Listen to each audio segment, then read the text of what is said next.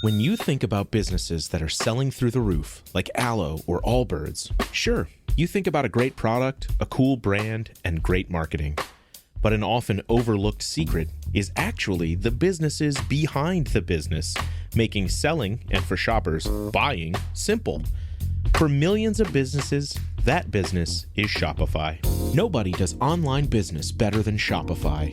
It's home of Shop Pay, the #1 checkout in the world. You can use it to boost conversions up to 50%, meaning way less carts going abandoned and way more sales going through to checkout. Sign up for your $1 per month trial period at shopify.com/income, all lowercase.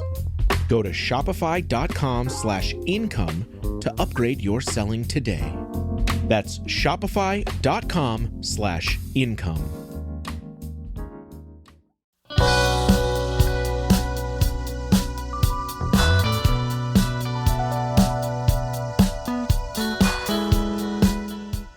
This episode of No Simple Road is brought to you by Shop Tour Bus. Shop Tour Bus. Shop Tour Bus. Yeah.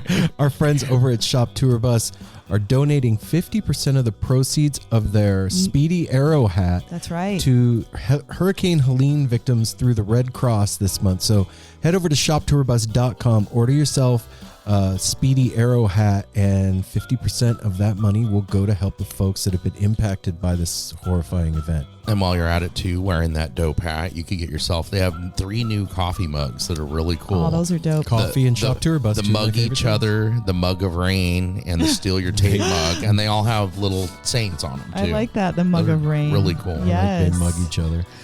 Yeah, man. And they come in a hand-designed box with, a bunch of extra cool shit on the inside. And you can get free shipping when you put in the promo code NoSimpleRoad at the checkout. And all that stuff in that cute box is going to come to you for free shipping. When you put in the promo code NoSimpleRoad. NoSimpleRoad. All And one word. Some of you are going to get a real Grateful Dead bootleg in It's your a order. miracle. Yeah. So go over there to shoptourbus.com or follow them on Instagram at shoptourbus.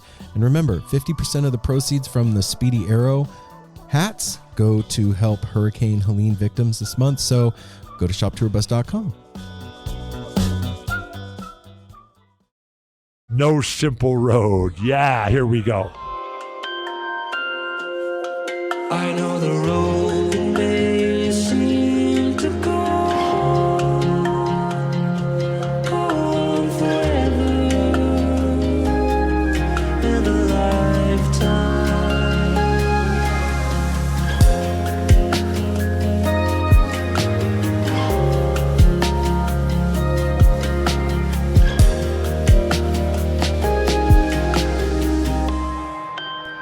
Why are you beating yourself up, Mel?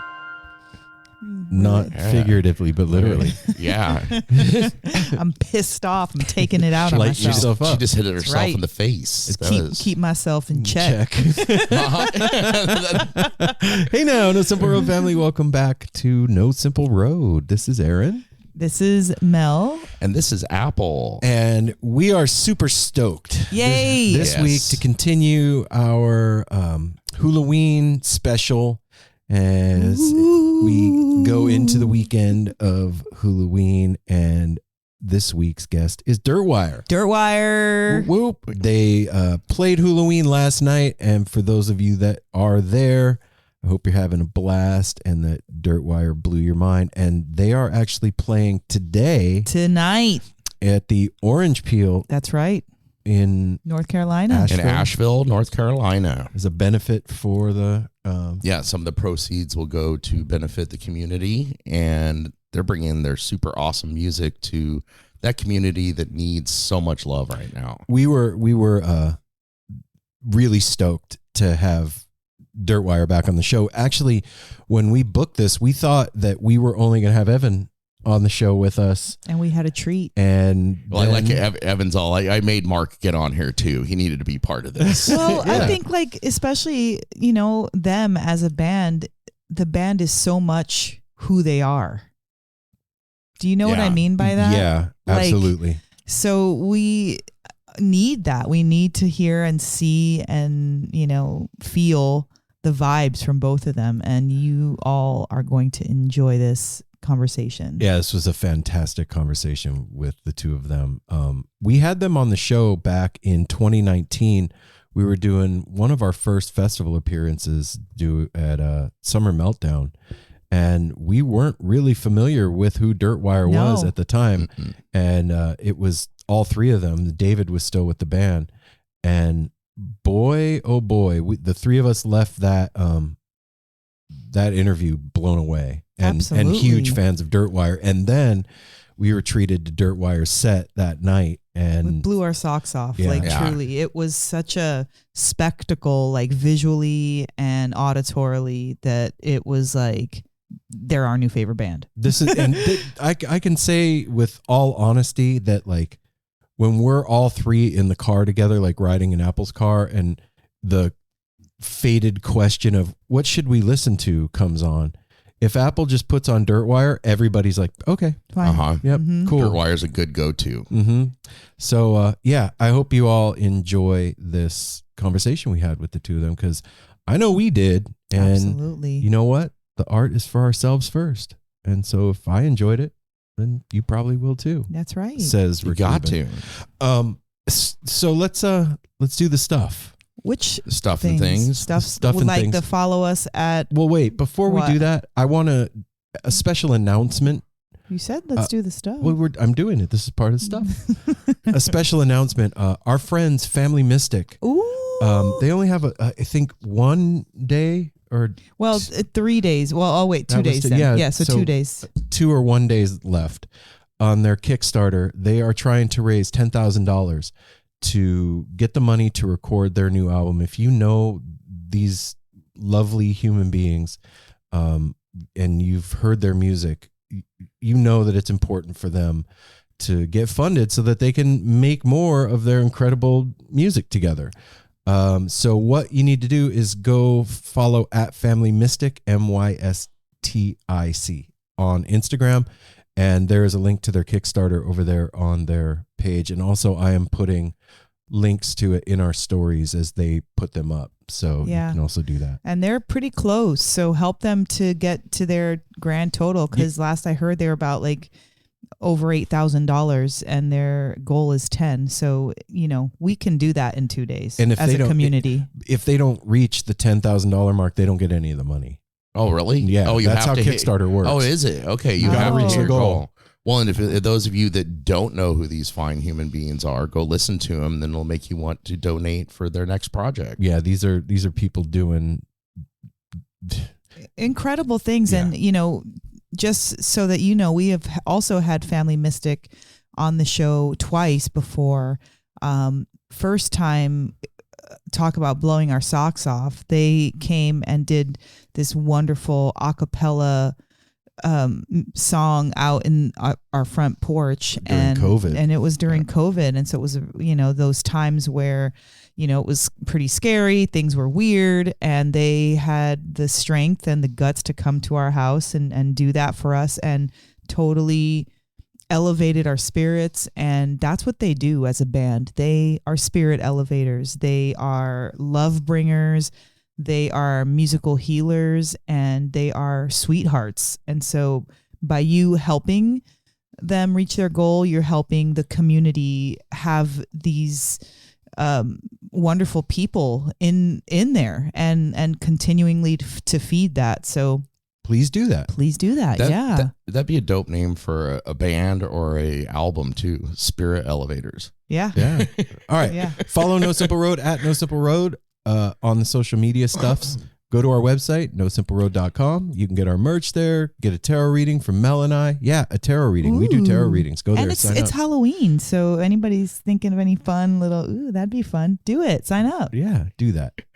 You can go to patreon.com Patreon. /No Simple Road. You can get one of those cute dollars, which is on the honor system, as Aaron always says. Yeah, No Simple one's Road checking. costs $1 a month. But what we do check is if you give $5 or more, you get one of the Lost Sailor keychains that we have, which are awesome. And I haven't said it in a while, but if you decide to be awesome and do $20 a month, I create an entire Art piece. art piece for you. just a couple little things I ask, and then I make this and send it out, and it's full of love and energy, and so that's cool too. You call 971-808-1524. That is the No Simple Road Tepid line. And that is where you can leave all of your good information, fun tidbits. We have a call. Good recipes, stories, we have etc. We have a brand new call. So this is what it We got sounds a brand like. new call. Mm-hmm. Hey guys, it's Adam L. from California. I was telling you guys I would call you about a story about Peach Fest a while back. And I feel like it's finally time to get around to that because it keeps being on my mind. But yeah, so I started listening to you guys in like maybe late 2022 or something like that. Okay. And I started from the very beginning, Holy as you shit, know. man. So, okay. I know what this is. in retrospect, I foolishly did not know what you guys were currently up to and never would have thought that I would be like 300 episodes later working my way to the most current. Well, anyways, flash forward another 6 months and I'm at Peach Fest. And I walk into the large concession area, whatever you want to call that, the air conditioning building where Jay Blakesberg had his display. Mm-hmm. And some other like random older guys that I didn't recognize were doing a talk about a band Eggy that I was already really familiar with. So yeah, I remember looking over at Apple, and he might have even called me over, but they're like, you guys were like, come sit down. We're interviewing Eggy and talking about them. And I was like, oh, like I know Eggy. I've already seen them and I've met a couple of the guys. I was like, it's really cute that the older generation is getting hip to the younger band. Right on. But little did I know that you guys were diving into a completely new world and actually getting to know the musicians rather than getting to know the music they were putting out. But well, that too. But the whole, developing a deeper connection to the band by knowing more about the musicians. Dope. So anyways, I looked right at you guys, saw you guys, as I've already been probably 40 episodes or 30 episodes into the podcast, and I didn't make the connection. So we had met each other technically face to face and maybe even spoken, and I didn't know about it till about a year later when I fucking was like, I wonder if they went to Peach Fest the same year that I did, and you guys did. And I was like, I wonder if they did the podcast there. And you did. And then I wondered if it was in the concession building, and I walked right up to it and didn't realize it, and I did. So that's my little funny story about Peach Fest. I don't know how much time I got, so love you guys. All the love from California. Love to Darwin, and keep on keeping on. Oh man, wait. There's Okay, one more thing. I was worried about getting cut off, and I felt I should say, I hope that doesn't come off as rude, because obviously I'm a huge fan. Not at all. I just think it's incredibly ironic how I've always been listening to you guys and getting through some episodes, and I don't know. I remember thinking in my head that like, wow, these guys should go out to festivals and like should go to Peach Fest, and I just never would have thought. Flash forward, I don't know, maybe 3 or 4 years or whatever it was that you guys were doing that. So yeah, hopefully you don't get down the wrong way, because yeah. Anyways, I just can't believe that. Yeah, stood right in front of you guys and didn't even realize it. And it's crazy how life plays out, and then in retrospect, you're like, holy shit, I actually have met these people. But yeah, anyways, all the love. I just got nervous getting cut off there at the end, and then I thought about it, and I was like, wow, I hope what I said didn't come off as don't overthink it, brother. You're good. Adam, we heard you. But anyways, wish I didn't screw that interaction up. Wish I would have known more, and it's definitely one of my biggest regrets that I did not put the pieces together and realize I was standing in front of people that I would one day hope to meet. So anyways, keep on keeping on and all that. And yeah, hopefully I'll see you soon. Okay, before anybody says anything, we have to introduce Adam and John B. Has to happen. Yeah. Maybe they met at fucking Peach Fest. Holy shit. Didn't know it. Don't regret nothing, dude. That did not come off as rude. No, that is one of no. the best stories I have heard coming at it. That is great. That's really funny. It goes back to like, we're recording this on a Thursday. You are all going to hear it on a Friday. So we'll refer to what we're saying as today because it's Friday when you're hearing this. But it's really yesterday. But it's really not. And so like same thing with like listening to these older episodes. It's your today. but it's our 5, 6, 7 years ago. It's the podcast time machine. It's the craziest. It's wild. Sometimes I trip out on that. That to me, Adam, is the best excuse ever. You're back. You're listening from the beginning, so you weren't caught up. I love that story. Me too. You weren't caught up to the future. That's a trip. Isn't that a trip? Yeah. That we're making How do you episodes. catch up to the future? Well, okay. All right. Anyway, I'm not going to try and think this through. You can binge. Blow your mind, dude. Adam, we love you, man. That's rad. Thank you. Thank you so much for that Yes, call. much love from Oregon. And when we do the weekly rewind on Monday, we have another call from Dave from California as well. Oh, sweet. Yeah. So that's 971-808-1524, everybody. That's the tepid line. You can call in, and it's not hot, and it's not cold. It's not a hotline. Yeah, it's just whenever you want. Yeah, and as you saw, there's a 3-minute limit, but then you can call back again. Then you got 6 minutes or 9, 12. Do you get another one. Another one. Yeah. Okay. Then DJ Melly. you can leave us a review on Apple Podcast. You know, I said this last week. There's literally thousands of people that listen to the show. Mm-hmm. And over numbers 7 don't years, 490 something of you have left a review. And we say it every week. I'm not trying to like be a jerk or anything, but like, come on, man. Come on, man. It's October. It's my birthday month. Throw what us a happened? bone over here. Yeah. Right. That's how other people can find out about the show. But last but not least, tell somebody you love about No Simple Road. That is how word we of mouth. spread That's the best. the community and mycelial network that is this little communication family that we have here with No Simple Road. Yeah, there's a lot of people out there that would like No Simple Road. They just don't know about it yet. They haven't heard about the show. They haven't heard their most favorite musician have a conversation with us. And if they did, they'd love that musician even more. This is true. And hey, if you're at Hula right now and you're listening to this, turn off the podcast, man. Go have fun. You shouldn't be listening to a podcast. Listen to it later when you're at a festival, unless it's like 3 a.m. and you're trying to fall asleep and you're listening to our voices to help you go night for a couple hours till you get back in the fun. Yeah. Then please continue. Do as you please. But yeah, that's that. We are going to get you to this interview. We're going to say Dirtwire. All right. Okay. Everybody. All right. Without further ado, the No Simple Road crew gives you Dirtwire.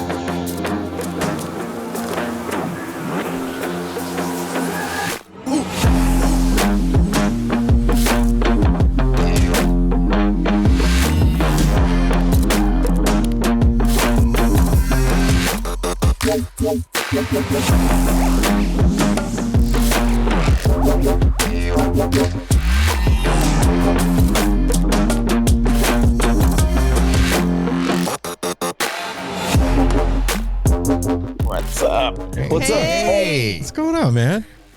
Hey, How's it going? it's going great. It's going great Evan, up here in the northwest. I'm Aaron. Hi, Aaron.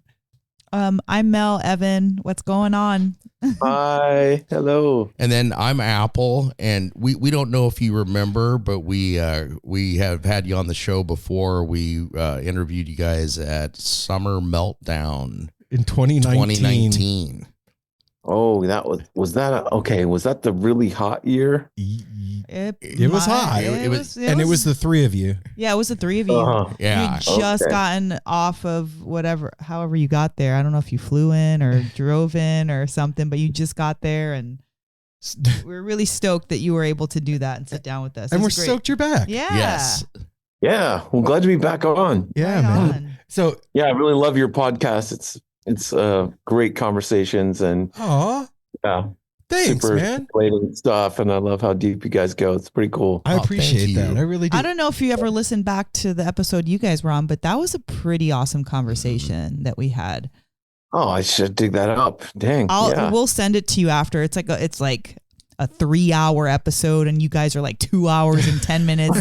But like it was really like we didn't know too much about you all when we first met you. We were kind of, it was like 2 years into fresh. Yeah, we were fresh and that was the first time we'd ever seen you and the performance was amazing.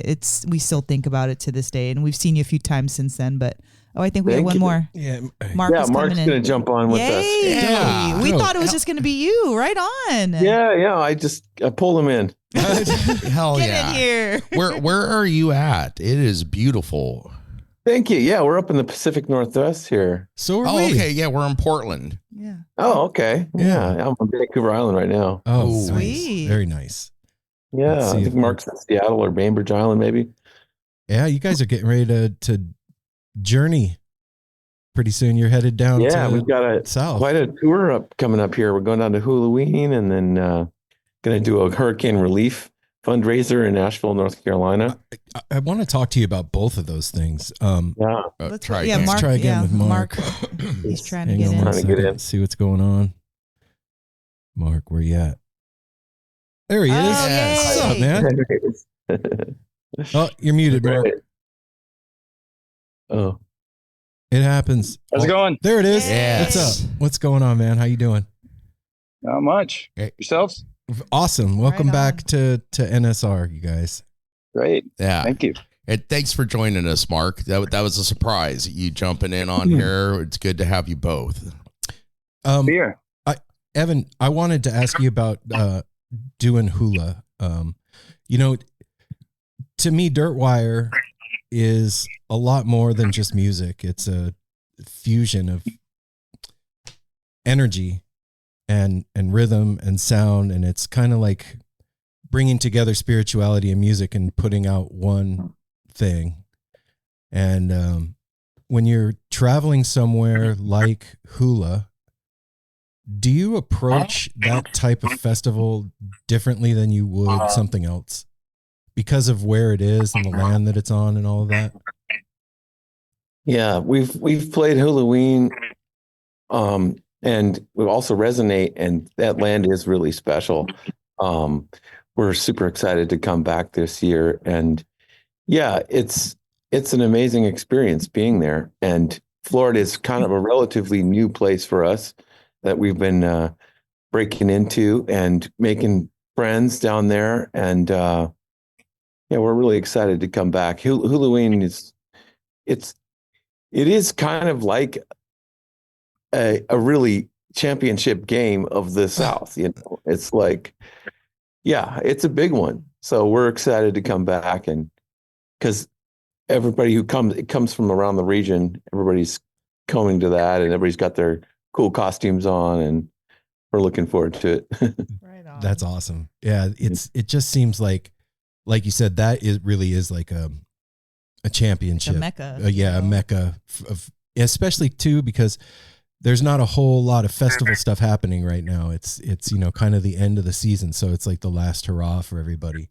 So yeah, I could see that's exciting. And the hurricane relief thing you're doing in Asheville, I wanted to talk to you a little bit about that too. Apple had just mentioned to me that you're doing it when we were getting ready to come in here to sit down with you. And how is that even a thing? I thought that like the town is just destroyed. Yeah, well, actually, it was canceled, and then it became uncanceled.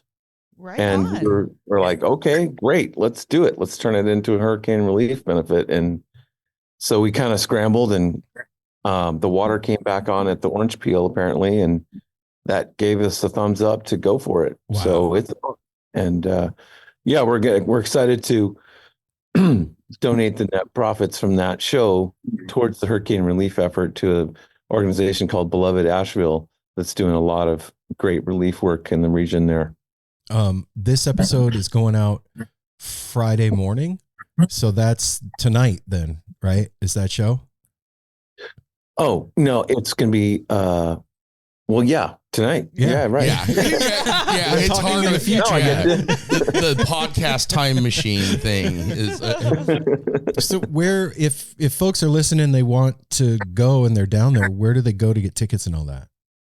You probably go through the Orangeville website. Okay. Yeah, the Orangeville, Asheville, North Carolina. And yeah, that's my best guess. All right. Yeah, follow the links. Dirtwire.net also has ticket links, I bet. Right on. That's just amazing that you're going to do that, because I mean, we all know that those people need so much love and help and everything, and for you to bringing what you do to them, that's going to be some magic going on there.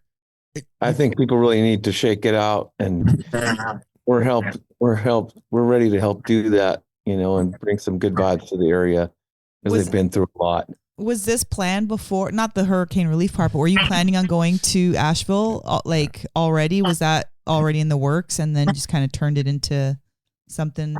Okay. It was on the schedule, and then the hurricanes showed up, and then we just kind of pivoted and turned it into a relief benefit. Wow. I think you're absolutely right. People need to shake it out right now, not just in Asheville, but all over. I think right now, music as medicine is probably the most important thing that we can do. Do you feel like the tide is rising in the energy that's coming from the crowds that you've been playing for? Yeah, absolutely. Mark, you want to take this one? Yeah, I think it's tricky to generalize, because it's like performing is kind of like an altered state, just like going to a show is being in an altered state, and every town is different, and every night is different. I definitely think there's an intensity. I know that the Asheville show is going to be intense. I know that's going to be a vibe for sure. I think that as we've started to see weather events affect festivals, I think there's a new appreciation for them, and there's like maybe a feeling of gratitude for the moments that have happened in festivals where there have been weather events that have led to reschedulings or cancellations. And so I think that awareness is there's a primal awareness, like especially for festivals, we're out here together collectively in nature, exposed to nature, and that can change things on a dime. So there's a sense of presence and appreciation, I think, that is tangible. You still don't know what to be for Halloween? I know what you should be for Halloween. What? Feeling good. That's what you should do. A feeling good? You know how you can do that? How? Go to Melt Premium Mushroom Chocolates at Melt Mushrooms on Instagram. They have 10 different flavors of mushroom chocolate bars ready to be sashayed to your very, very little mitts. So what? You just like DM them, and then they'll send you a menu and let them know that No Simple Road sent you, and then they'll what? Yeah. So you do all the stuff that you just said, and then you tell them what you want, and they're going to send it to you, and you're going to get a free goodie bag for the month of October. Yeah, the tough part is picking out what you want from this menu. 10 flavors of chocolates in the minis and the full-size bars, 3 flavors of gummies, and then they also have capsules in micro and macro. Yeah, yeah. There's 4 grams of the sacred mushrooms in every bar. And in the minis, it's the same deal, just a little bit less. And hey, if you're having like an adult Halloween party, you can get a bunch of minis and just like put them on the table and really, have a great time. So go follow at Melt Mushrooms on Instagram and order yourself up some candy goodness for Halloween or after Christmas or Thanksgiving, New Year's, whatever. You get the idea. And if you do that party, invite us. Since 2020, since everything that happened with COVID, there's a renewed appreciation for just even being able to be together, whether it's in nature or not. You know what I mean? And it's I know I felt it being just a fan at shows. You can feel that the people's focus is different now. We're a little more tuned in. So I wonder if it's like that for you guys up on the stage. I definitely agree 100% with that. That there's an era that pre-COVID when we took a lot, all of us as music lovers took a lot for granted because we never knew anything different. We didn't know the entire thing could stop, and it hadn't stopped since ever, and that led to the feeling of appreciation when those shows start up again was massive by everybody, by performers and fans and attendees, everybody. That has moved into this era, which is an era of a certain degree of uncertainty, and I feel like there's a mix of cautious optimism, but there's a deep appreciation for every show that happens, I think. So I do feel tapped into that energy. Did that affect how your output as musicians post COVID and kind of recognizing that? Yeah, we kind of dove right in. We went on tour very early, and we actually went out into Utah and shot a bunch of. We hiked out into the wilderness and shot a bunch of music and with a documentary crew for like a month. And we're like, well, what can we do? And so we went and did that, and then we played Red Rocks with Papadosio kind of really early in the opening up, and then we started trying to book gigs as much as we could. So we saw a lot of the return, and we had like a good like I'd say 6 to 9 months where we were playing shows for the people who wanted to come to shows, and there was still a hefty chunk of the population that didn't really want to leave their houses. Yeah. And there's a really interesting dichotomy during that time when it was like these parallel worlds that were happening alongside each other. It was a real trip. I feel like that's still a thing. I really do. There's a good section of us that I don't know if we've healed from the trauma that we've all gone through, and definitely not fully, and processed everything that we went through collectively. I know that for us sitting here, that going to live music has been one of the things that has helped to heal that, you know what I mean? And right. Thank you guys for getting out there right away and providing the opportunity for us to do that, because I feel like without it, we just sit and stew in our own juice. Well, and it continues to feel weird if it doesn't go back to some type of like normalcy a little bit, even if it's weird normal.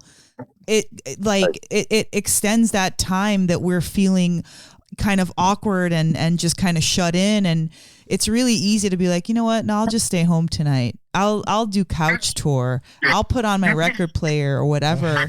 And then when you're not around people, sometimes you forget how to like be around them. And I think that we all kind of had an awkwardness initially going forward. And with the bands that chose to play sooner rather than later, that was, we'd say it medicine, but it really truly was medicine. It was like getting your spoonful to kind of like get back to where you remembered being like jovial, happy, free, able to dance loud and move around. Cause you guys probably remember they had like those little boxes and like the pods and different things like that. And it was all kind of awkward, but we still wanted it, we still needed it. Yeah, we were grateful for the opportunity, and we were chomping at the bit to get back out there and hit the ground running, because we had so much to say, and we made so much music during COVID we wanted to share with everyone, and we wanted to just. So when we played that Red Rock show, people were jonesing, and they were so pumped to be back at Red Rocks and just going for it with everything that was given. And yeah, music is medicine, and it's the medicine that keeps on giving after, even after the show is over. And because you can, how you feel, on stage, and even from my experience of going to shows and after the show, you're just so filled with inspiration, ideally.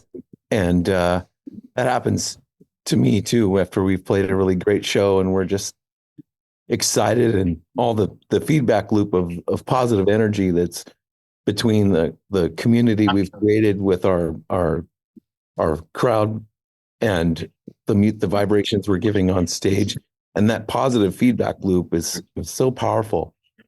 Yeah. So we're really grateful to have the opportunity to continue to do this, and travel around and bring the music to the people.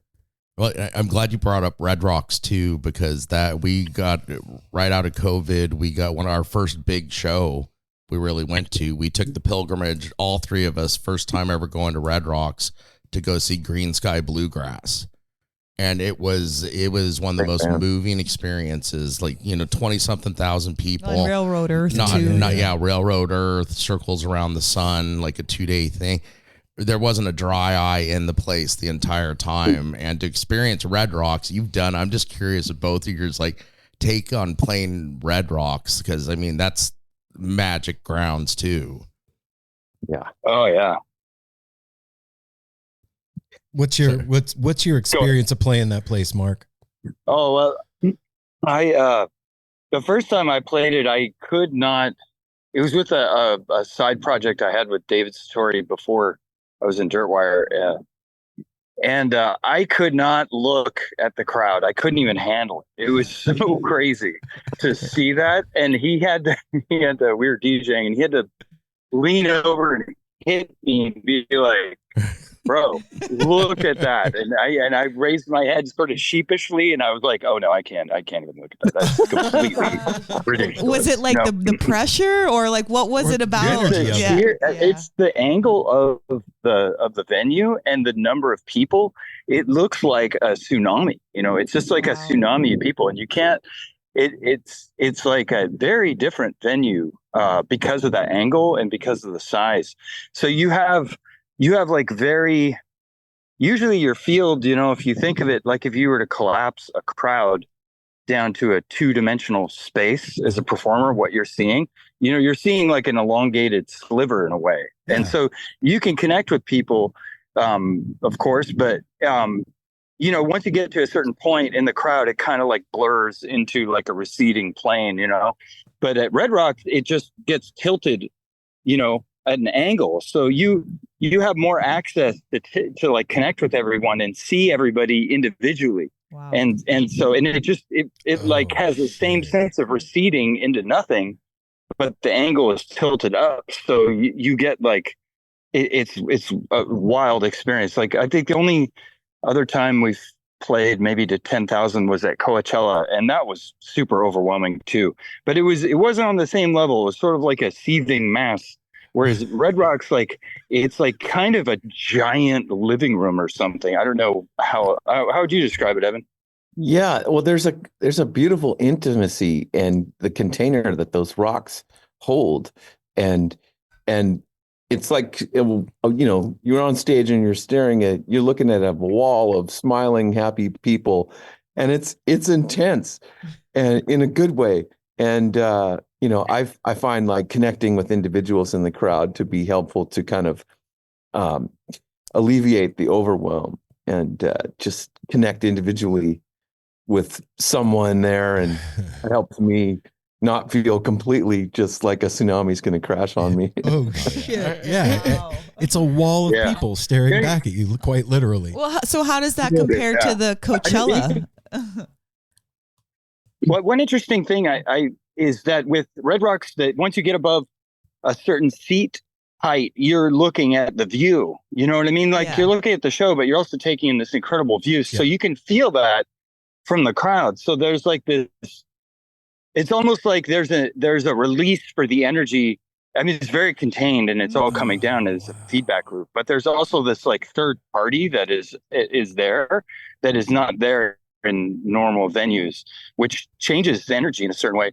Coachella was more like, it was less unified. It was like you could look out and you would see like portions of the crowd which like were in disarray and kind of chaotic and lots of meandering, and then you'd see another portion which is having their own party and very engaged. It was very like, it was distributed, and we were a lot of people when we played at the LIB tent, and it was, you know, a lot of people didn't even know who we were. So people who play and have like are drawing that number of people at Coachella, they would have a different experience. But Right. that was our experience, you know. As, but whereas at Red Rocks, like, you know, you're getting it. It feels very unified, but you still have that aspect of different zones have different characteristics. You know, like you'll see different zones that are behaving differently, and you know, like when you're near people in a crowd who are enjoying themselves, you know, it's contagious. So that spreads through these little zones, and then other little zones be more contained, and it's really fascinating. It's really interesting to watch. Yeah, and in Red Rocks, you know, the element of the weather and the possibilities of what can happen there makes it really special. So you really just savor every moment. And I think the last time we played there, we were opening for STS9, and yeah, it turned out to be a torrential downpour, unfortunately. And you know, we opened for them, and then the rain, the thunder and lightning and everything came, and you know, the steps turned into waterfalls, and they had to evacuate, and it was just sideways rain, and just like, take shelter. Oh my gosh. It was crazy. So but yeah, we've another time we played there, it got hailed out. We played for 20 minutes, and then a hailstorm came in, and they had to evacuate. Look and then what you did. and then, yeah, I mean, so, you know, but then the sun came out, and then they're like, okay, you guys are back on. Or actually, you're done. Next song. Oh, okay. Oh my god. You know, Damn. I think about Red Rocks too, and like quartz and silica, you know, it holds memory and energy, and that place is one gigantic amplifying crystal that's been soaking up vibrations for I don't know how long. So I mean, there's not even music playing, and you walk in there and you can feel that's like the container is set and vibrating, and like it's like a tuning fork that's been struck, it's ready to go. And then you walk, you know, the music starts and it's like thrumming. It does. It feels like a massive temple. And, yes. And the stage is like the apex of this place, and you step up to the plate and deliver. And this last time I felt a beautiful sense of calm, even though there's a lot of chaos going on. But I felt like it was just a moment to step into and be calm and be ourselves. And we did it. It was great.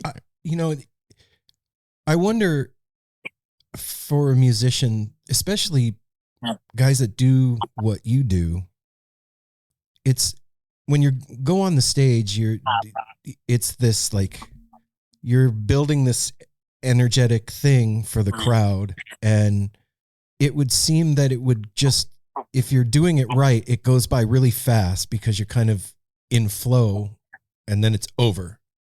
Is there a lot of moments like that, what you were just talking about, where you're super present and aware of what's going on like that?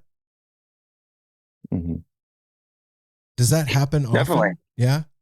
Yeah. Like for me, every time it's like, it's definitely a state of heightened awareness for sure, because there's so many variables, and you're juggling so many things while being engaged and present.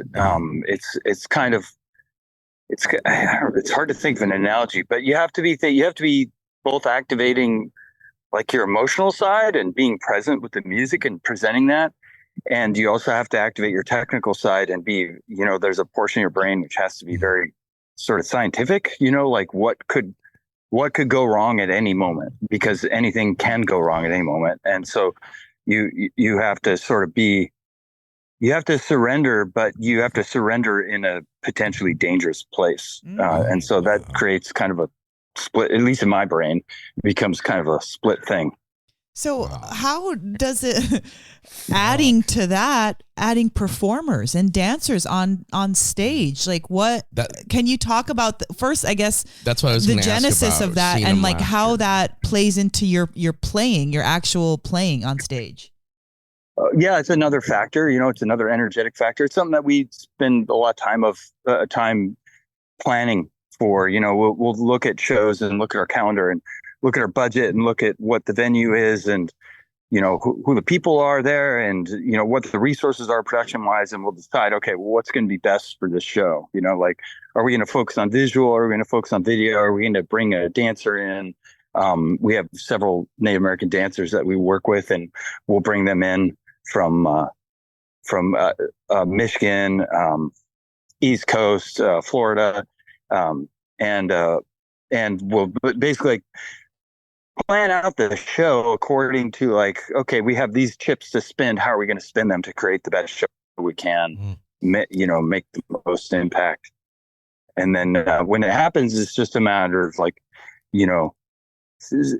creating the flow as well in the set. Like when it's dancers, like, okay, when are they going to come out? When is going to make the most sense? And then when to bring them out afterwards as well. And like, chart it out in that way. Same thing for guests.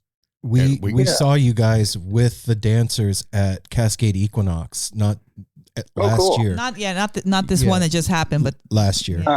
And great. I have to say that, I mean, you guys were doing your thing and there was a wall of energy in that main stage area. But when those dancers came out and started dancing, something happened in that place. Yeah. Everything changed. And it was like visceral. You could touch it almost. Yeah. Yeah. It gives me, I got to chill up the back of my spine just thinking about it just now. Like, whoa. Yeah. That was a wild one. I remember, Magizikwe, she met, do you remember the dancer's name who joined us that show? Evan? Dancing Bear. Right. Okay. She met him in the parking lot on the way to the set. What? So we didn't even know. Yeah. She introduced us like 2 minutes before we went on. And I when we were playing, I looked over and I was like, is that a kid? Like, is there a kid? Is there a Native American dancing kid on stage right now? Like, where did this kid come from? I had no idea. Really? It was this kid. Yeah. I brought him up there and he kind of looked over me. He was like, hey, I'm like, welcome. But what is happening right now? Yeah, it was amazing. It was really synchronistic. And there was definitely, it felt like we were passengers during that part. I was like, I firmly realized, this is where we seed the stage. And this is great. This is awesome. I couldn't have been happier with that show. That was an amazing experience. Glad you guys were there. Yeah, it was awesome. Oh yeah. Like that was an experience in my opinion of something that we were able to catch, and to bring something like that to a mainstream is one of the most bold, coolest things I can think of. That was like, I felt like we were talking about music as medicine. That's like spiritual medicine. Yeah. Like that added so much. And after that performance, we're like, oh my God, we definitely want to get back and talk to these guys and like see how did you guys decide to start bringing that in? Like, I know you were talking about the budget, but like, what was your inspiration to bring that part into? Question. Yeah, Evan, you want to talk about Intertribal and Black Lodge? Yeah. So our other band member, David Satori, who I started Dirtwire with back in the day, he's also a member of Beats Antique. Anyway, he had connected to the Black Lodge Singers, which is a favorite powwow singing group from the Blackfeet Nation in the Montana area. But they, so he was in Montana, and that's where he connected with them a long time ago. And now they're living on the Yakima Reservation in Washington State. But anyway, he reached out to them. David reached out to the Black Lodge Singers and wanted to do a collab. And so he started a track, and they contributed their voices. And we have this song called Intertribal that we released. And Intertribal, ever since we released that song, has kind of really bridged the connection between Dirtwire and different Native American dancers that have come out of the woodwork sometimes, and that we've met online. And it's been a beautiful connection to meet all these beautiful dancers in their full regalia coming on stage with us, and all from all different tribes and different parts of, United States and Canada. from different shows we've played around. So what does it mean for them? Like how, like if they're approaching you, what is their inspiration with you guys? Like, you know, what are they saying why they want to be involved? Well, I think it's a beautiful connection to show healing between our two cultures, and it's also it's an opportunity for them to be recognized as being still here. Yeah. And it's really cool. Yeah, and it's beautiful. It's also Black Lodge. The Black Lodge is really highly respected, and so they generally, most of the dancers we've talked to have said, like, you know, well, if you're okay by Black Lodge, you're okay by us. Oh, you've got and that's you got the thumbs up, and all the proceeds from the track. All the proceeds from the track go to the tribe. Yeah. Oh, fuck yeah. Yeah. You know, it's amazing. Gathering at a festival, I've always said this a lot on here, is like, you know, that's us gathering around the fire, and the musicians that are on the stage are the shaman, and we're there doing this ritual together of live music and community and gathering.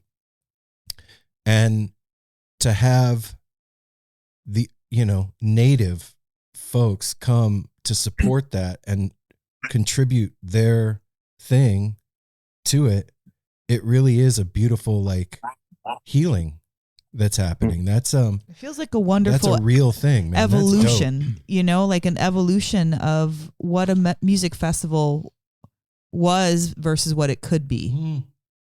You know, like, not like you said, like, we're still here. We have something to contribute, and we're partnering up with these musicians that are acknowledging that and, like, giving us a space for that. Yeah. And throughout all over the world, Native culture often is standing for the protection of the planet and our environment. And that very much lines up with what Dirtwire is about, as far as the work we're trying to do and the causes we want to contribute to. Go ahead, Apple. Well, I'm curious. This is another direction too, because so much has happened since last time we talked to you in 2019. I saw somewhere interview or something the inspiration for the last album, because we want to talk about the new album coming out on the 25th also, but the inspiration for the last album came from a trip to the Costa Rican rainforest. Right. I was just curious about that journey and the inspiration. Yeah, well, that was a combination. I'll just tell the first part, Mark, and you can tell the second part. The first part was we recorded in a yurt in Colorado in the mountains, and we got access to these instruments called the free note instruments. They're kind of these. They're made by this guy Richard Cook. He's a beautiful musical instrument inventor, and he gets commissioned to make xylophones and marimbas and outdoor instruments that are installations in playgrounds and in parks all over the world. Anyway, he has a collection of instruments he made in this yurt, and David and I got to be in that yurt and record those with our instruments. And so we made a bunch of raw recordings.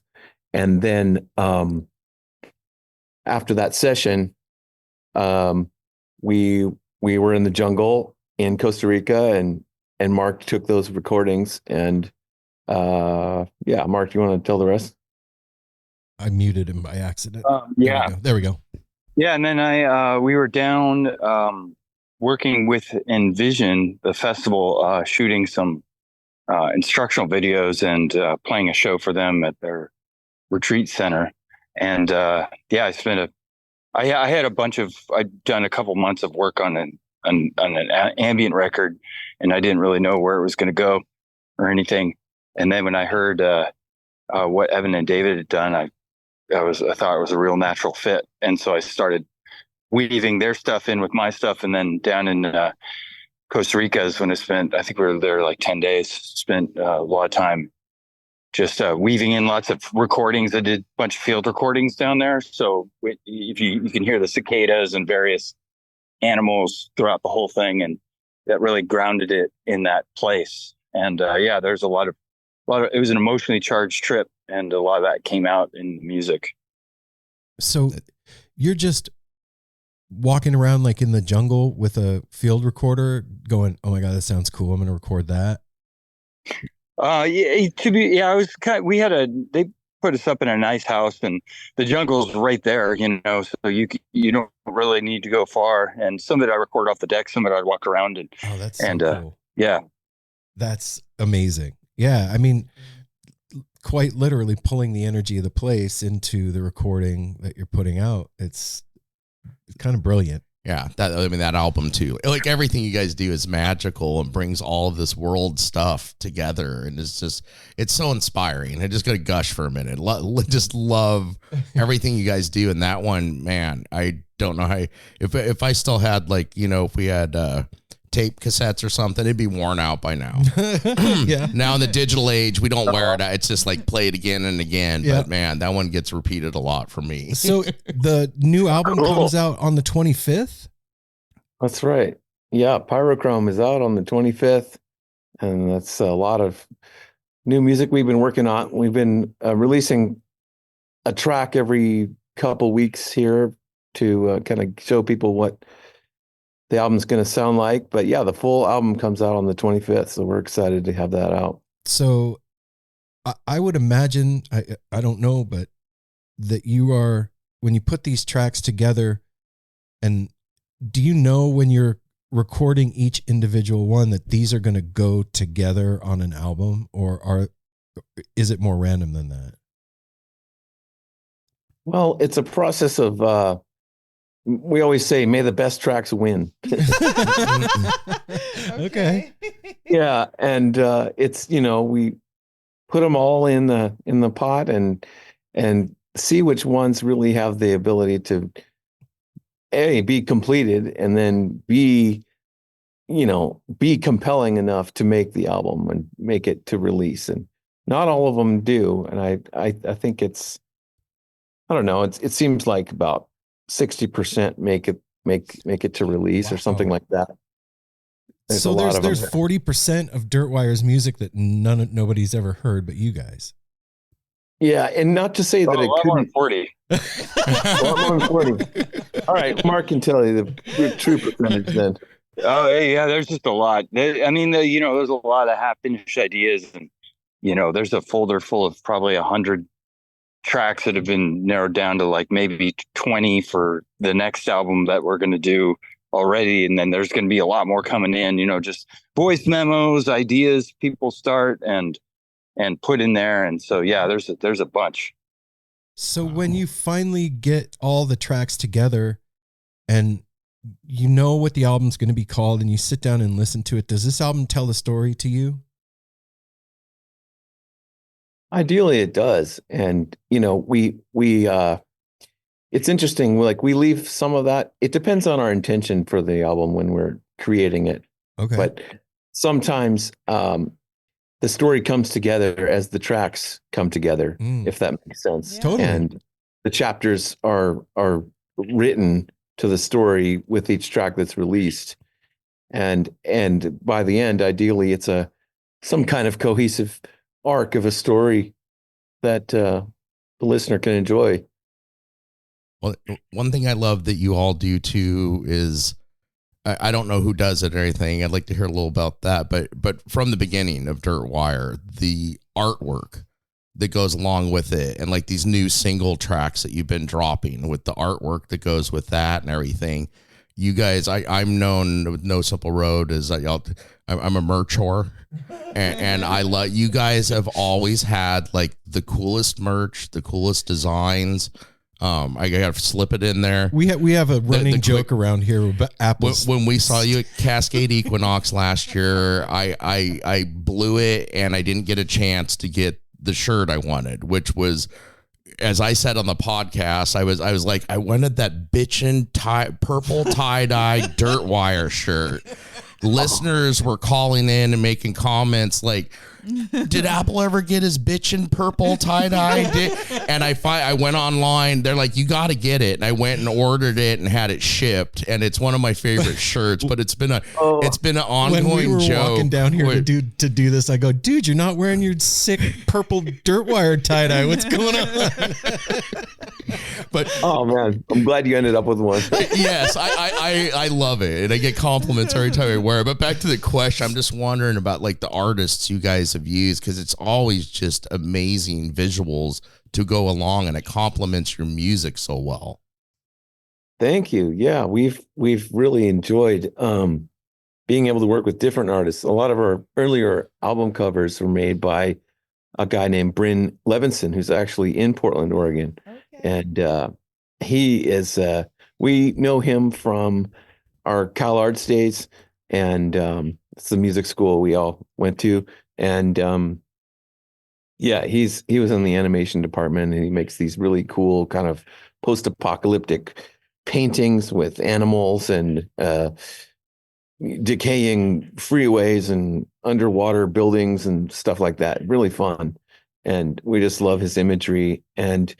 But yeah, we've worked with a lot of cool artists. There's a guy, graphic designer named Damien in Poland, who came up with the dragon and the Ghostbuster Ram from our more recent releases. And then we've got Chris Bertetta, who made the purple tie-dye mushroom design there. Hey. Yeah, and Kylie Furlet is another one who's done a lot of the more geometric animal line drawing style art that we use. So yeah, that's just to name a few.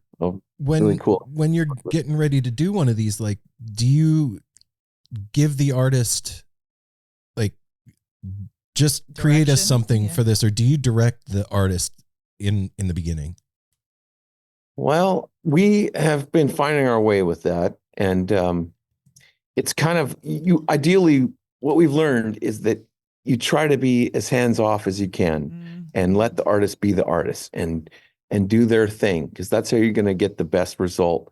And the more you micromanage it, the more you kind of smother it and kind of suffocate it. Yeah. So that's our aim. But that being said, there's a little back and forth as much as it's a fine line, Well, yeah, you have something that you want it to look like you when it's all said and done. So I'm a graphic designer. I understand what you're talking about. I get it. And you're right. I mean, imagine if, there was somebody in the studio telling you how to do what you do the whole time. It wouldn't, let the artist be the artist. You've always had funny stories about that. Yeah, can you make the hamburger less happy? Yeah, what are you talking about? Can you make the circle more square, but not like what? Just let me do my thing. Yeah, but I get it. And I wonder, like, have you worked with producers in the past? We're all self-produced most of the as far as I can remember. Okay, because I've always wondered how that would be for, that seems like the creative director for a musician in a weird kind of a way. You have to know how to be hands off and hands on just enough to not taint the sauce.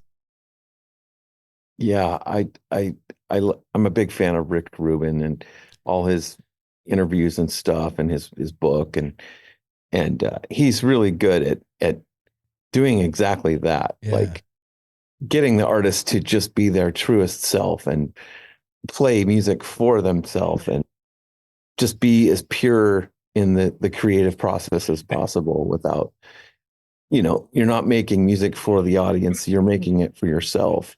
And because it lights you up, it will in turn light the audience up. Yeah. The book is amazing. Mel bought that for me for my birthday, I think last year. And it changed the way that I even approached doing this after reading that. I was like, oh, I'm not doing this for anybody else. I'm doing this for me. If I'm having a good conversation, then that's all that matters. Like, there's no pressure. It like took all the pressure off. So yeah, I get you. And like Apple was saying, it's been 5 years since the last time we spoke with you guys. And from an outside perspective, it sure seems to me like Dirtwire's blown up. I mean, you guys, everybody knows who you are now. It's, the stages are bigger and the crowds are bigger. You feel like that's helped you or hurt you in creating your art? Mark, you want to say something there?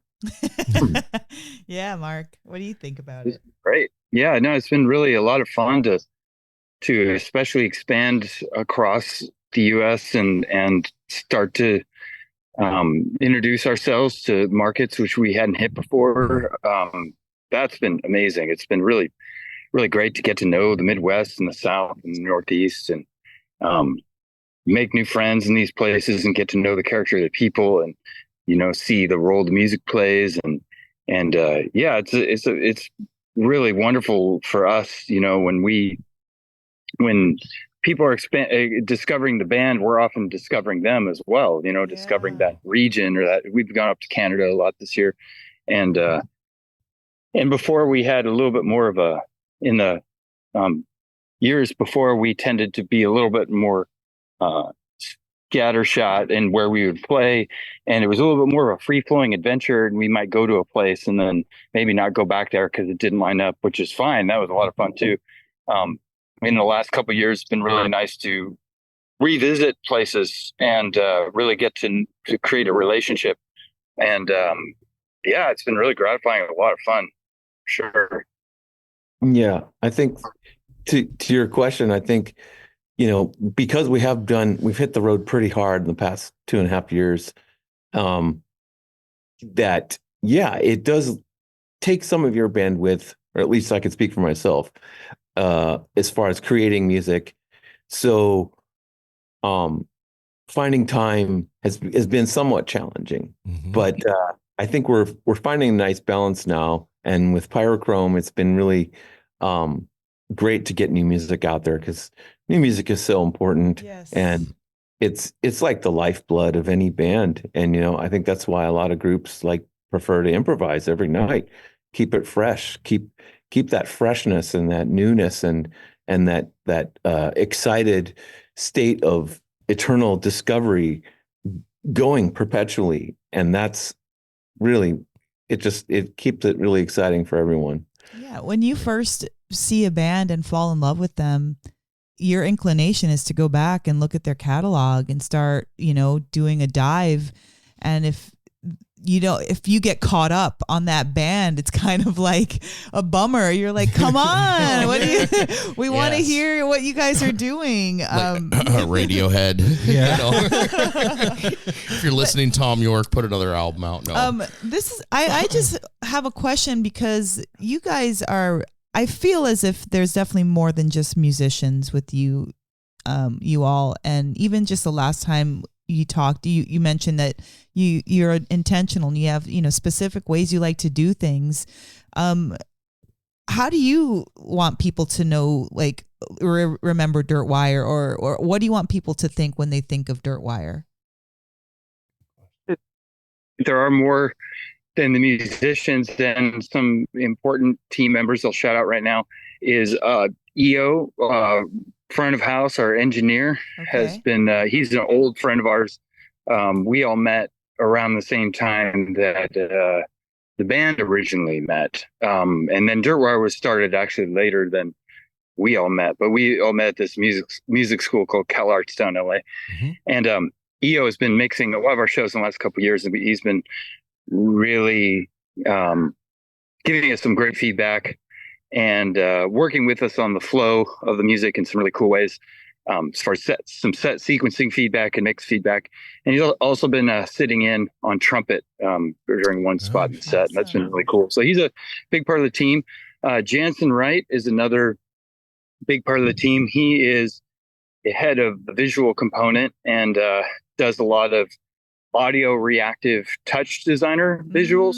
So we're sending musical information from our onstage laptop, like kick and snare information and various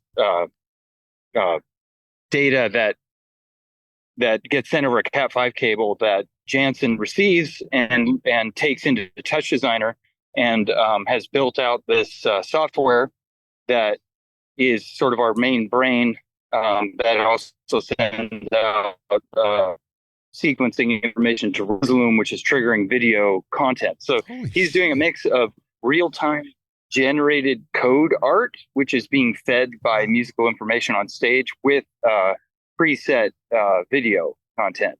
Wow. And that's been really cool. We've done a lot of work developing this sort of as visual aesthetic that is present whenever you see a video. And Christian Seidel is also a good friend of ours and has been coming out and running lasers when we've had lasers, and we've actually incorporated that in the system as well. So that data comes to Touch Designer and gets fed out to lasers. So we'll have time synced lasers and stuff like that. So, and then our management team is MMG out of Denver, and they've been amazing to us. We've been with them for a bit now, since around COVID. I think we signed with them like the week before COVID hit, and they just took it in stride. They're incredible, and they are a big part of the growth for sure that we've seen in the last years. Yeah. And Mammoth Music Group, they're also the ones responsible for Gem and Jam and Cascade Equinox. Oh, okay. Okay. After hearing what you're saying, it paints a really kind of clear picture in my head of what Dirtwire seems to me to be, this like an alchemical thing. It's a fusion of, the technology and today with the rhythms and the vibrations of always, putting these two things together, and out of those two things creating something completely new. And it's a new kind of medicine that's going out there. Do you kind of see it that way too? Yeah, absolutely. And that's kind of what we want to, that's the inspiration we'd like to leave behind, is that, keep experimenting, keep trying stuff. It doesn't all work, but keep trying stuff. And we're in an amazing time where the globe has gotten smaller, in that we know a lot more through the internet about each other's culture, and how we can, the fun part is seeing the similarities between cultures and colliding rhythmic information and melodic information and different music cultures and instruments, and weaving them together to under the umbrella of electronica and Swamptronica, electro twang, spaghetti step, dubgrass, whatever you want to call it. I like dubgrass. That's cool. And putting that all together, and I mean that none of those even cover it all. We're going in so many different directions, but what I love about Dirtwire is that it's a continuous, ever evolving experiment, and it doesn't have to be just one thing, and we can try stuff and fail and come back and try stuff the other way and keep having successes in different directions with different combinations. And that's how we stay fulfilled and happy and vibrant and vital, is by trying new things and going in different directions. If we're always doing the same shit, Mel and I joke around, if you always do what you always did, you always get what you always got. Like, it's just the way it is, right? And that freshness and newness and trying something new, it can lead to really incredible things. You got to just try. And I think that as improvisational music fans, that's the thing that gets us off, is like the band goes into a jam and they're off the cliff, man. We don't know what's going to happen. They could train wreck. And even when it does, that's cool. Train wrecks are rad. Yeah.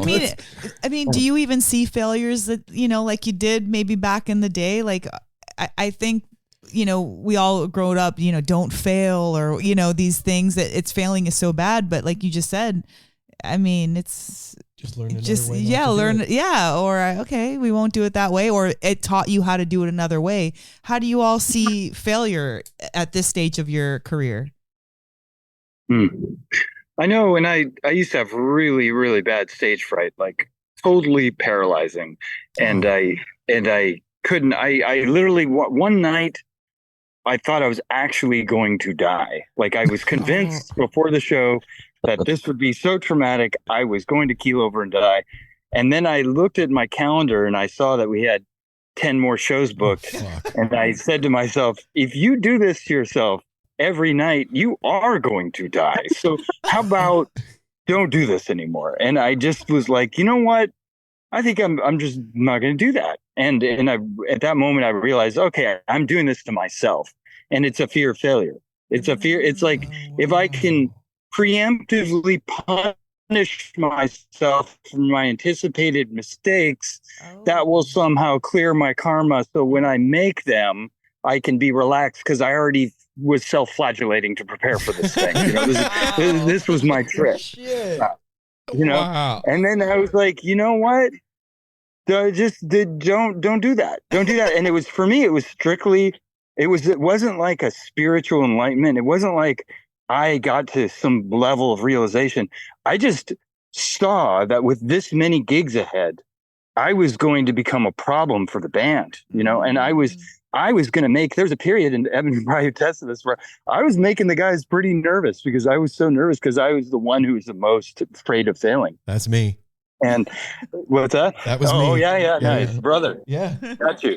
And I realized I was affecting those around me negatively, and that it was, my fear of failure was very selfish, you know, and on a certain level, I felt like somehow I was like protecting the integrity of a quality of output or something, but it wasn't that. It was just me protecting my fragile ego. And so when I started to put the experience of my bandmates above my own, and then also having compassion for myself by extension and saying, well, you probably don't want to go through that either.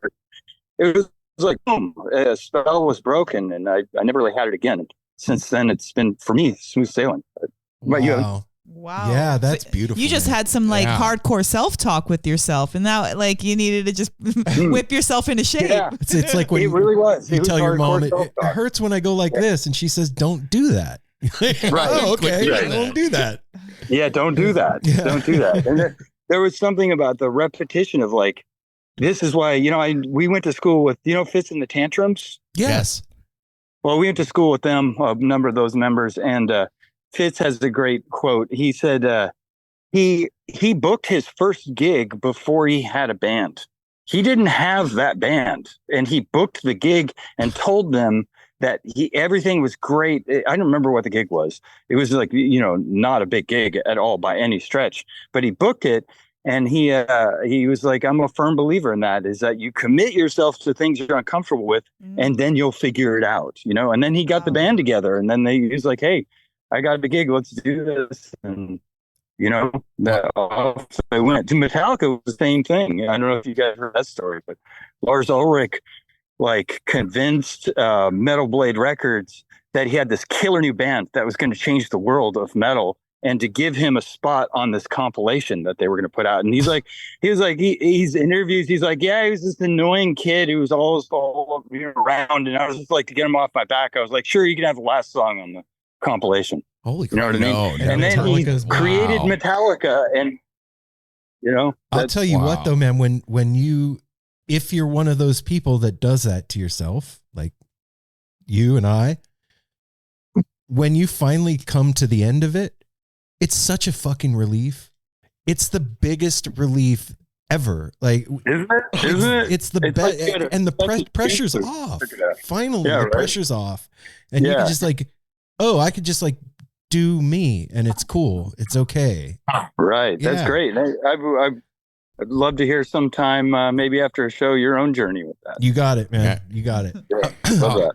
I know we're getting close. Yeah. We don't keep you guys forever, but I had one last question. Well, I wanted Evan to go. What I wanted to hear how Evan's, you know, what you thought of, and how you approach failure or the thought of it, you know, at this stage of your career. Well, we learn from our mistakes, right? And you know, I don't have an amazing story like Mark's there, but I guess I dive right in, and I I push myself to go into places that are uncomfortable because outside of the comfort zone is where the magic lies. And so I'm always telling myself that. And, there's a lot of things that I don't know that I would like to learn. And that's how I push myself to step out of the familiar and try to learn new things, because it's all going to be part of my growth ultimately.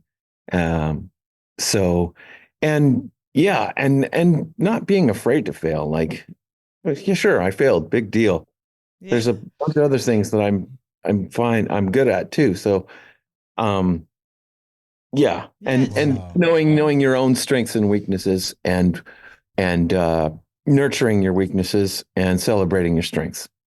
I'll say that. That's beautiful, man. Yeah. And then the question I had, because since we talked to you in 2019, you really inspired us. You've introduced us to a lot of instruments we have never heard of. You talked about, going around collecting instruments. I'm just curious, but this is for both of you separately. Guesstimate how many instruments you have played or you can play. Well, I'll go first because I haven't played anymore, so I don't want to follow him. I don't know, 10-ish or something, like halfway decently. Oh, whatever, Probably. just 10. Well, just wait. There's more coming. Yeah. All right, Evan. Your turn, man. Okay, well, I mean, geez, yeah. So I have several hundred jaw harps alone. I have a lot of different percussion. I don't know. I don't have an exact number for you. But In the hundreds. I'm guessing in the hundreds, and I can't help myself. Mark calls me like a music instrument hoarder, and maybe I am, but I do like to play them all and pick them up and see what they have to say and teach myself to play them and see if it's something that can be woven into our music. That's the fun of it. So I don't know, several hundred. Cool. Yeah. That's a great I answer. can vouch that A lot of them are percussion or keyboards or different strings or lamellophones. Lamellophones are vibrating tongues, right? Yeah. So that would include reeds or jaw harps or kalimbas.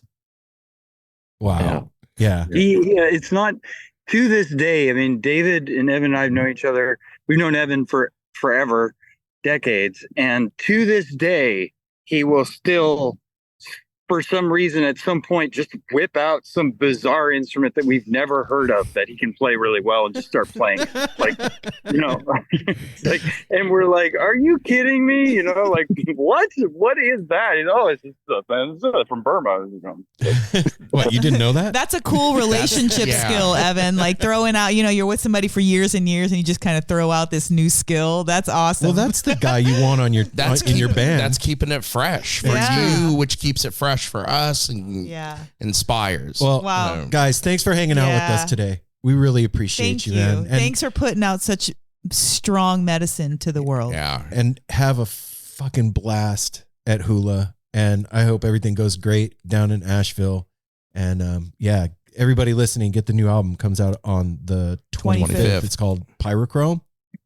Yes, Pyrochrome. Thanks, Aaron, Mel, and Apple. It's been a pleasure. Yeah, as always. Thank you all. Mark, thank you. guys, take Look us care. up when you're near the show. Thanks. Absolutely. All right, yeah, we will for sure, man. Absolutely. Have a great day, you guys. Thanks again. Peace. All right, take care. Laters. The homies, Dirtwire, everybody. Yes. Dang. Yeah. Worth the wait and the anticipation. And I was a little hyper. You're fine. Okay. I'm sorry I interrupted Bell at one point in the beginning.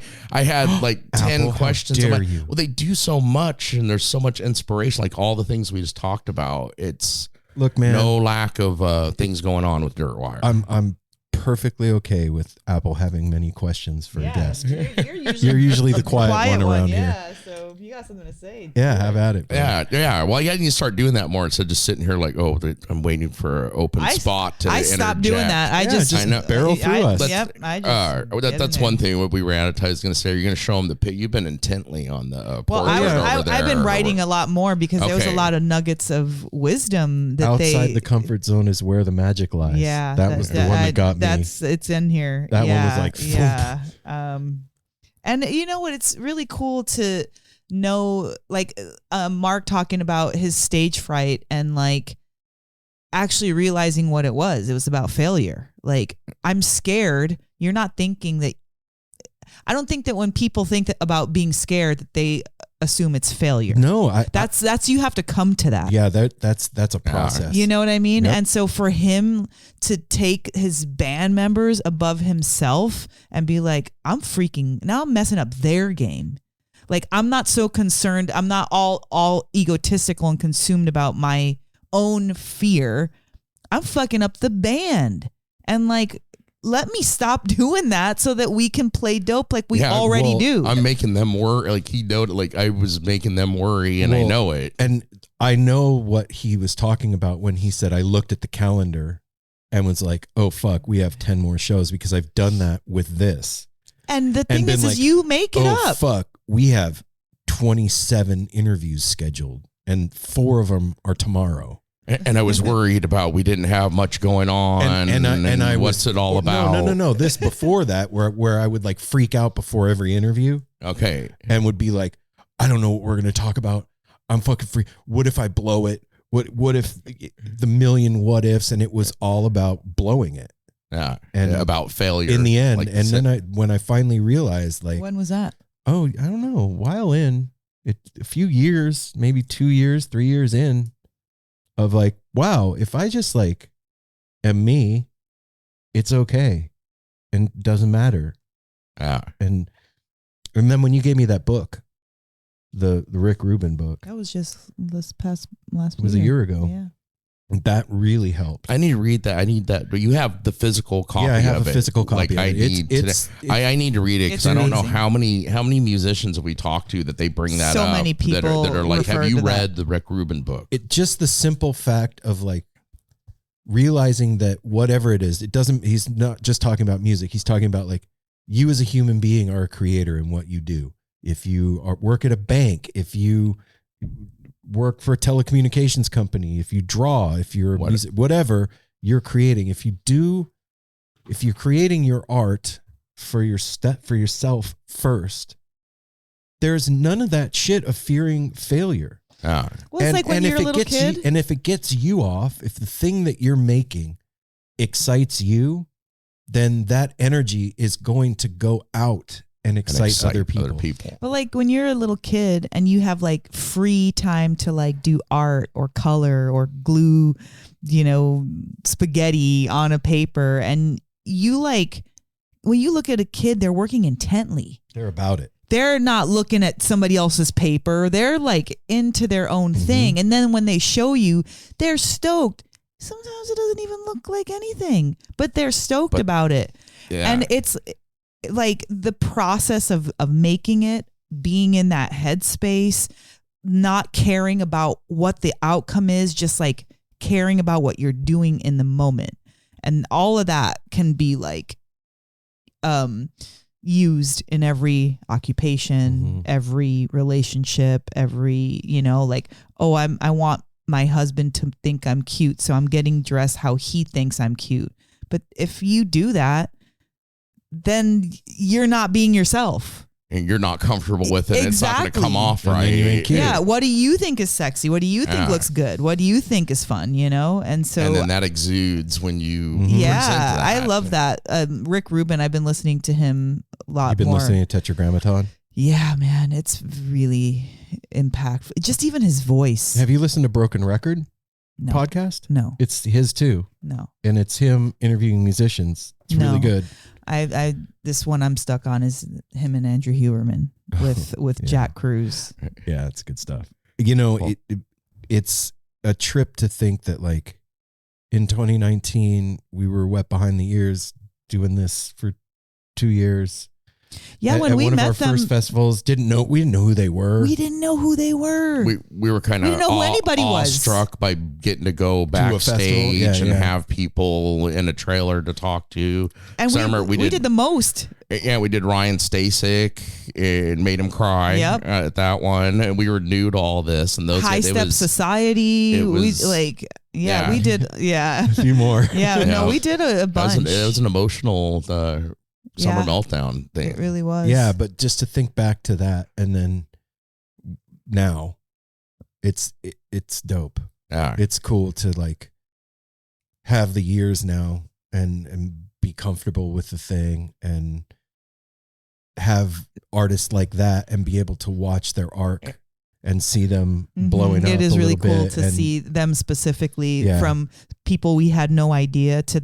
I mean, I just remember that light show and when they first came out and it was just flashing in their black outfits. Do you remember when the levee It was- breaks? That's the what I was Zeppelin going to cover? say. When I go to listen, I love Zeppelin, but their version is the best Yep. because of the instruments they use. I love going back to that recording and listening to that. It was That pretty blew sick. our minds. Yeah. Oh yeah. Because we didn't really know what to expect. Well, and the last thing I'll say about this is to like their outfits just being all in black and like creating this kind of like, Mystique.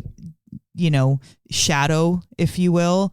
And then the music is able to be the front player. You know, it's like when you have a spotlight on the musician and they're all lit up, it's the opposite. It's like the musician's darked out and the Yeah. and the music is like Tipper. has the spotlight on. It's just the coolest thing, and I just really love them, and they're amazing human beings. And I want to go to back to the very beginning of it and thank you, Evan, again for the compliment, because right off the bat he told how he loves our conversations Aw. and how we Yeah. go deep Thank you, with brother. musicians. That We do means, too, yeah, That with means you guys. so much. We Totally. love these conversations because we always learn so much, and like I'll be thinking about that quote for the whole week. Yeah. This is where we get fed. So I hope you all dug it.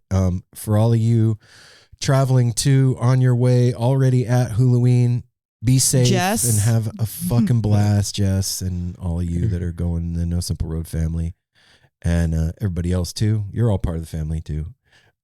And make sure to get Dirtwire's new album, Pyrochrome. It's coming out on October 25th.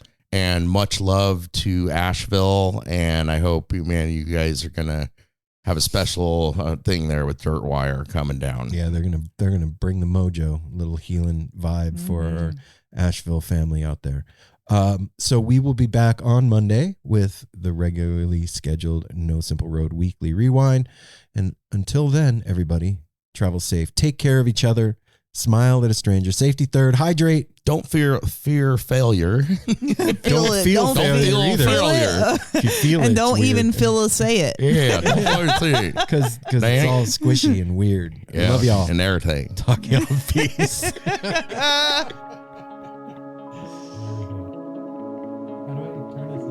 You hit the button.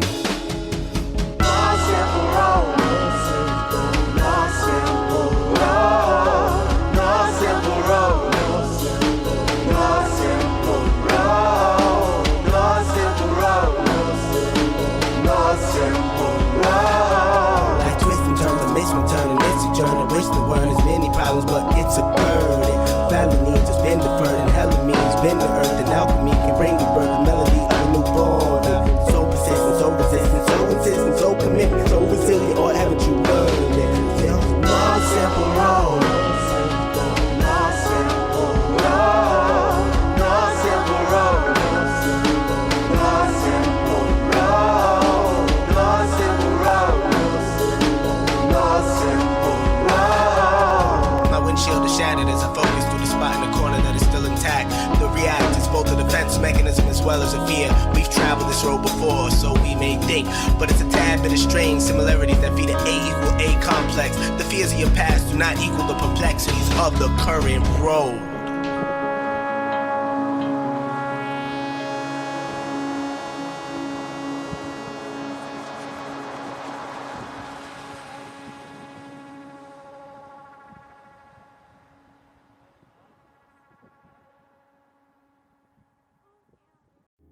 Hi, this is Henry Kay, host of the #1 music history podcast, Rootsland. Come with me on a journey to Kingston, Jamaica, where we explore the world of reggae music and the untold stories of some of the genre's greatest legends. From the ghettos and tenement yards where the music was born, to the island's iconic recording studios. We are so excited to team up with Osiris Media, the leading storyteller in music, because as you'll hear, sometimes the story is the best song.